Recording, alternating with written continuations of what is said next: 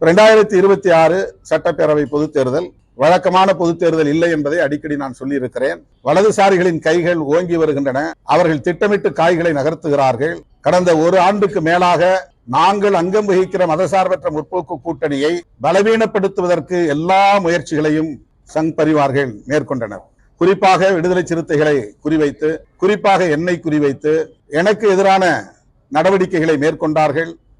அல்லது நயவஞ்சகமாக என்னை அந்த கூட்டணியில் இருந்து பிரிக்க முயற்சி செய்தார்கள். இன்றைக்கு திமுக தலைமையிலான மதசார்பற்ற முற்போக்கு கூட்டணி கட்டுக்கோப்பாக களம் காண்கிறது என்று சொன்னால் அதற்கு விடுதலை சிறுத்தைகள் கட்சி, குறிப்பாக திருமாவளவன் மிக முக்கிய காரணம் என்பதை நான் பெருமிதத்தோடு சொல்ல கடமைப்பட்டிருக்கிறேன்.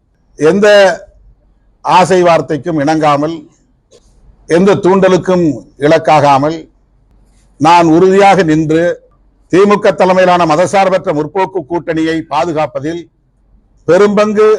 பங்களிப்பு செய்திருக்கிறேன். பெரும் முயற்சிகளை மேற்கொண்டிருக்கிறேன். இதை இந்த நேரத்தில் பதிவு செய்ய வேண்டியது என்னுடைய கருத்து, என்னுடைய கடமை.